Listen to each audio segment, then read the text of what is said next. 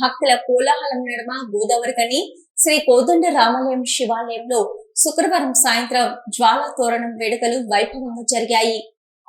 గోదావరికని శ్రీ కోదండ రామాలయంలోని శివాలయంలో కోదండ రామాలయం అర్చకులు మధుసూదనాచార్యులు, శివాలయం అర్చకులు శేఖర్ అయ్యగారు ఆధ్వర్యంలో భక్తుల భక్తి పారవస్యం నడుమ ముందుగా పల్లకి సేవ చేపట్టి ప్రత్యేక పూజల అనంతరం జ్వాలా తోరణం కార్యక్రమం కన్నుల పండుగగా నిర్వహించారు.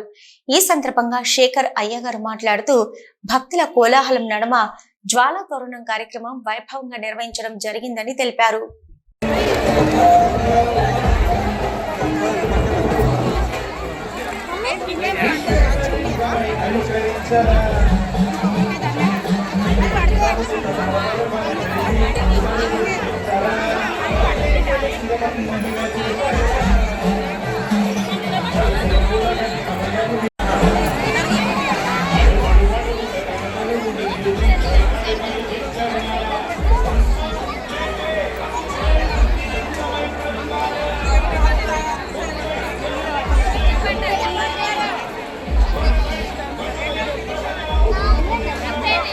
కార్తీక పౌర్ణమి సందర్భంగా ప్రదోషకాలంలో జ్వాలా తోరణంలో భక్తులందరూ కూడా అధిక సంఖ్యలో పాల్గొన్నారు.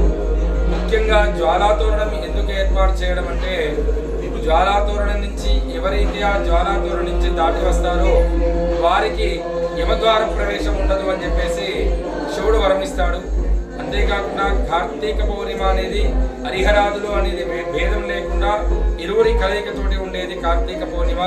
కాబట్టి ఇట్టి మంచి కార్యక్రమంలో పాల్గొన్నటువంటి భక్తులందరికీ కూడా ఆ పరమశివుడు ఆయురారోగ్య ఐశ్వర్యాలు ప్రసాదించాలని కోరుతూ, వారందరికీ కూడా యమబాధలు ఉండకూడదని మనస్ఫూర్తిగా వేడుతూ, అంతేకాకుండా కార్తీక దామోదర ప్రీత్యర్థం అంధకార నివారణార్థం అంటే స్వామి మాలో ఉన్నటువంటి చీకట్లన్నీ కూడా తొలగించి ఆ జ్యోతి ఏ విధంగా ప్రజ్వలిస్తుందో అదే విధంగా మాలో కూడా వెలుతురును నింపు స్వామి అని సంకల్పిస్తూ స్వామికి నమస్కారం చేస్తూ ఆ యొక్క జ్వాలా తోరణం నుంచి దాటి రావడం జరుగుతుంది.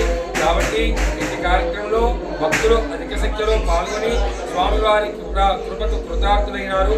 బలి శంకర భగవానికి జై.